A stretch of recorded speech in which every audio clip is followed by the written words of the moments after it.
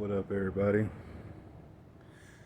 Uh, Here we're filming. Well, I'm filming at Point Furman. Pardon the it's super windy everywhere I go here in this town. I never really realized how windy it is, but it's quite the windy experience. So let's start off with the first thing that we're gonna go over is letting the things that are too much for you be too much for you, okay? Let the things that are too much for you to handle for whatever reason, right? Let those things be too much for you, right? Don't sit through something that you know disturbs your spirit. It'll only do more harm than good later on when you can't get those things out of your mind. So, say for instance, for me, it's like anything like as far as TV and stuff or movies. I don't watch anything. I've only seen like 2 or 3 horror movies in my whole life. I refuse to watch it because it's like intentionally meant to disturb whatever you got going on inside your spirit. It's meant to disturb that. Some people like getting freaked out by those things, but I'm not really one of those people. Look at me here, tree stalking. Always stalking some wildlife. Since we don't have many animals out here, the trees is the next best thing. Later on, I get a few squirrels, but that's besides the point. So yeah, things that are too much for you.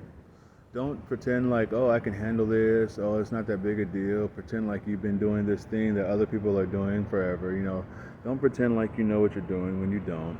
Don't pretend like it's nothing to you when it is, right? It's not going to go well for you, okay? You're only going to mess yourself up later on when you're laying in bed thinking about that stuff, and it's going to mess with you. You like, at least in my case, I remember when I was like, I don't know, young 20s, right? There was this girl I met and at work at a telemarketing job, and I was all the guys there, they were into her or whatever, and I was too, I guess, for superficial reasons.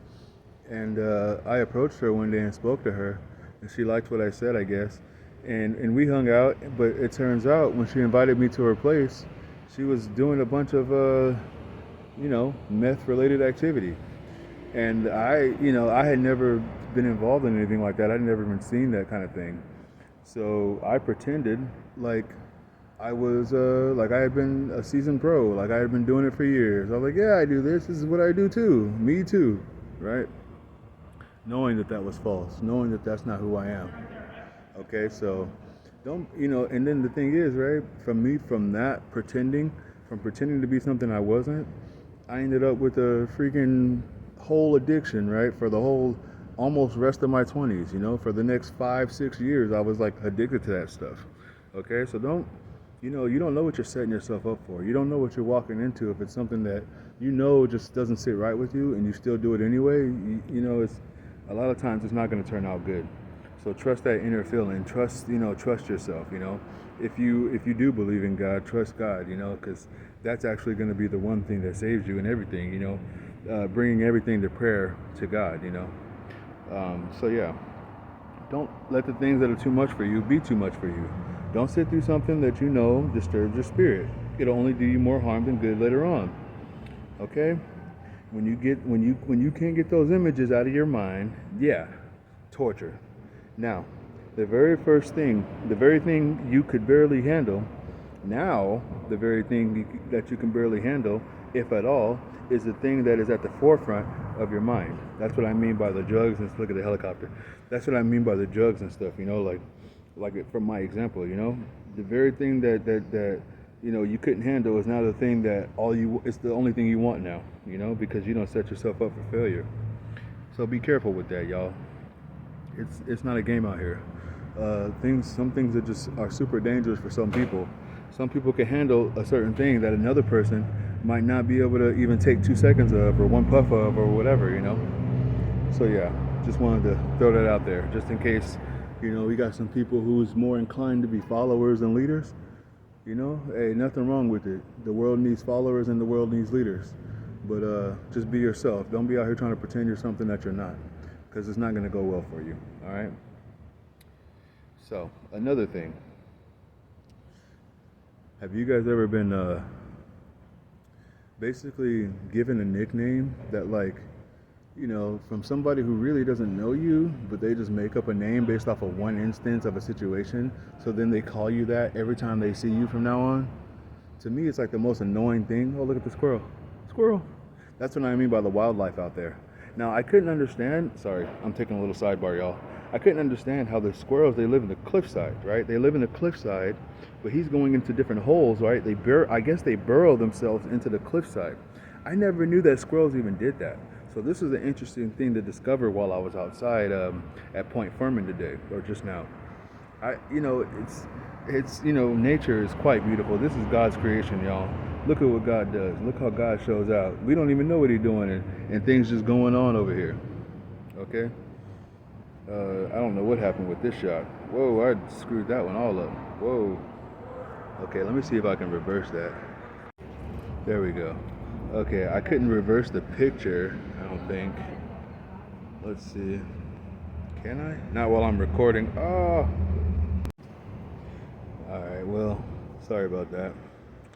Alright, well, I guess I was trying to get that tree, but I didn't expect that that I would get it all sideways and stuff. Goodness gracious. But anyway, as I was saying, yeah, I've had people give me these weird names, and I'm like, man, these nicknames, and I freaking hated them.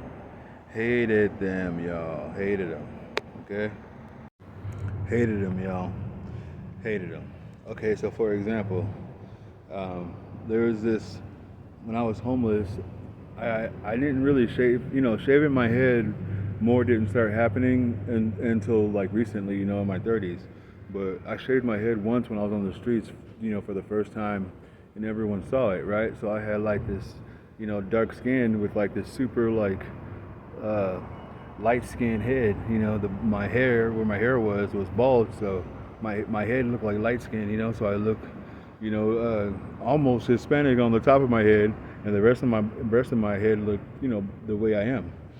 So this chick, who probably wasn't the brightest, she started calling me bald-headed Mike, and then she started singing it, bald-headed Mike, bald-headed Mike, bald-headed, and she kept bald-headed, bald-headed, bald, and she kept saying it. She kept singing it every time she saw me. She would sing this whole song about me being bald-headed, and I would just, she pissed me off so bad, okay? And I was like, wow, this girl's an idiot, like, you literally just gave me a nickname based off of like the one time you saw me bald. Like, I just, every now and then you encounter people who might not be, I guess, the brightest people, but we still got to have love in our hearts for them, because everybody can't be geniuses out here.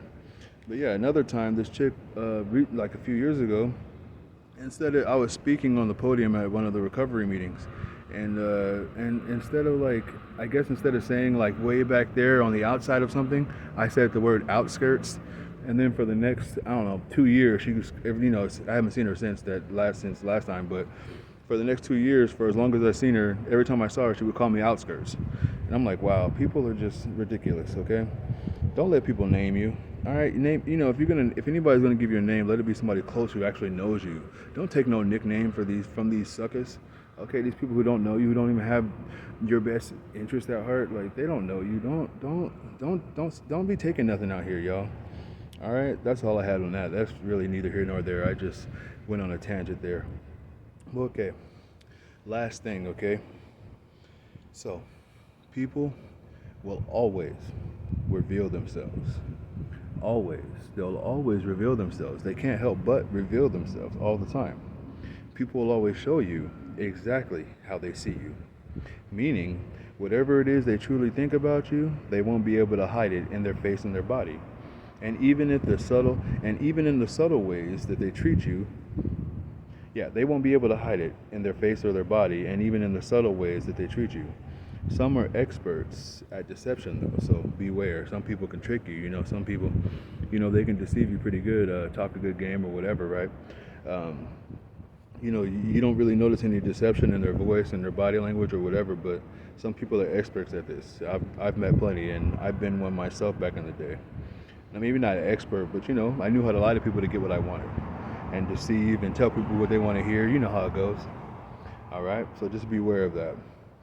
Most people are willing to lie to some degree about something, yet many cannot lie with their eyes and body language. Many people can only lie with the words that they say. Um, yeah, such as when they say, "Oh, I'm just joking." "Oh man, come on, I'm just joking." They'll say something like insulting and then just say they're just joking right after. We've all met those people. Maybe you are that kind of person, right? So they say they're just joking after everything they say to you. After everything, "I'm just joking. I'm just joking." It's like, dude, when are you not joking? Like, I'd rather you talk to me serious than always be joking. What you joking about? Ain't nobody joking with you. Who are you? We're not even close. Like, what are you doing? So after everything they say, "I'm just joking." What are the, what they are doing is letting you know how little they can control what they say, for one, as well as how little they know about you. They're aware of this. They are aware of this to some degree usually, but they can't help it. They use the just kidding term, so you don't get upset at what they just said.